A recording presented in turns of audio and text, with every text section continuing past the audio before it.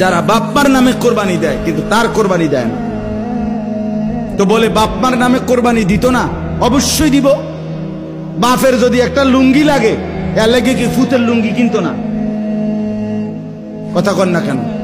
বাপের যদি একটা জামা লাগে, তো এর লেগে কি বাপের জামা আমি দিছি দেখা আমি আর খালি গায়ে আটমু নাকি? তো তাহলে এটা কথা হইল কোনো? বাপের নামে কোরবানি দিলাম দেখা, মার নামে কোরবানি দিলাম দেখা আমি কোরবানি দেব না, এটা কোন কথা?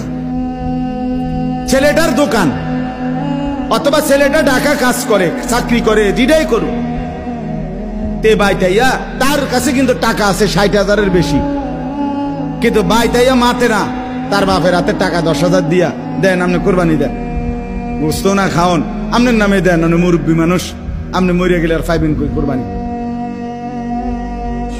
অথচ সে কিন্তু কি সামর্থ্যবান, কথা বোঝেন নাই আমার, তার কাছে টাকা আছে না, এই 10,000 টাকা ছাড়া তার দ্বারা আর টাকা নাই।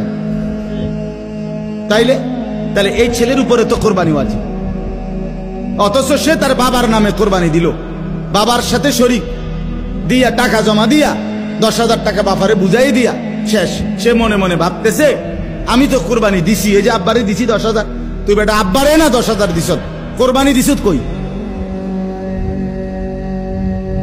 কোরবানি উপলক্ষে না 10,000 টাকা বাপেরে দিছ, তো তুমি তো সারা বছরই টাকা দাও, তো এখনো দিছো, এটা অসুবিধা কি? বাপ মার খেদমত তুমি করবা না? বাপ মারে তুমি দিবা না? বলেন কি পরিমাণ ছেলে যাদের কাছে টাকা আছে অথচ তারা কোরবানি দেয় না। বাইটাইয়ে নতুন জামা পিন্দা ঈদগাহে মুসল্লা লইয়া নামাজ পড়তে যায়, কিত্তা যাও বেউকুফ, তুই হুতাতে না থাকবি, তুই গোস্ত আনলে গোস্ত খাইবি। আরে বেটা তোরে বেটা ঈদগাহ যাইতে কইছে কে বেটা? এত সকাল ঘুমে তুরছু কিত্তা তুমি? গোস্ত রান্ধা হইলে না উঠবা, তোমার তো উড়াইবেই তোমার আম্মা। এই জন্য এটা শরীয়তের বিধান। অনেক ছেলে আছে বালেগের উপরেই কোরবানি ওয়াজিব। অনেক ছেলে আছে ঢাকা, চিটাগাং শহরে, বন্দরে চাকরি করে, ব্যবসা করে, তাদের কাছে টাকা আছে, এতে মনে করে আমি পোলাই নন। তুমি অবিবাহিত মনে করো, অবিবাহিত হইল কোরবানি যার উপরে ওয়াজিব হয় তাকে কোরবানি দিতে হবে না? না বউ থাকা সত্য? কথা কয় না, হয়তো তো এটা বুঝেই না, হয়তো মা এটা পাত্তাই দেয় না, এটারে হয়তো এটা কিছুই মনে যায়। তাহলে এখানে বিবাহিত অবিবাহিত না, তো বালেগ হলেই শরীয়ত সম্মত টাকা, শরীয়ত নির্ধারিত যার কাছে আছে তাকে কোরবানি দিতে হবে। তাহলে অসংখ্য মহিলাদের উপরে কোরবানি ওয়াজিব হয়, অসংখ্য ছেলের উপরে। ছেলেটাই অল্প বয়সী 18 বছর 20 বছরের ছেলের বিদেশ পাঠাই দিছে, পোলা বিদেশ থেকে টাকা পাঠায়, বছরের পর বছর বাপমার নামে কোরবানি হয়, অথচ তার কাছে আরো টাকা আছে। তাহলে ওই টাকাগুলোর কারণে তো তার উপরে কোরবানি ওয়াজিব।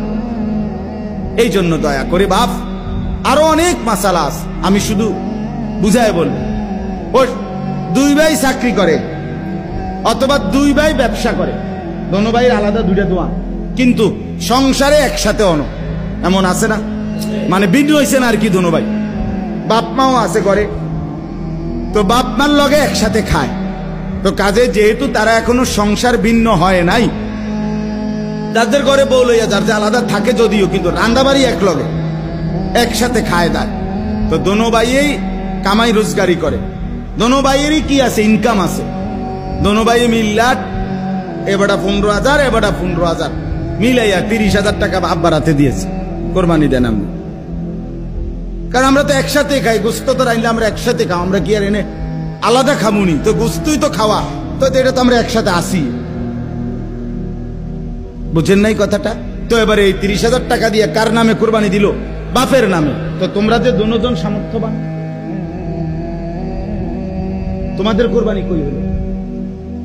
এই 2 জন, তোমরা যে দুজনের উপরে কোরবানি ওয়াজিব হলো, তোমাদের কাছে তো 60,000 টাকা বা তদুর্ধ্ব টাকা আছে, তো এটা তোমাদের ওয়াজিব কই? এটা কি গোশত খানা? শুধু কোরবানি মানে গোশত খাওয়া? তো এরকম অগণিত মানুষ ভুল করছে। আচ্ছা, যদি বয়ের মাসালা কোনটা? মনে করেন 7 শরিকের কোরবানি, 6 শরিক আলগা হয়ে গেছে, আর এইখানে যে একটা শরিকের মধ্যে এরা 2 জন শরিক হয়েছে, এই 2 ভাই, কিন্তু দোনো ভাইয়ের উপরে কোরবানি ওয়াজিব।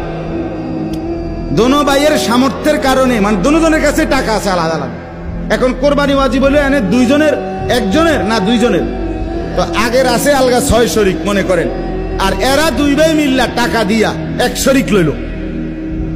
তো দেখতে না আপনার কাছে মনে হইলো কয় শরিক?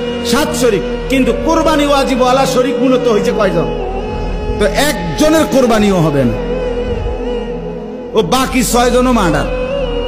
গোস্ত খাইতে পারবো, গোস্ত দোষ হইব, এটার সমস্যা হইতে হবে, গোস্ত খাইতে পারবে।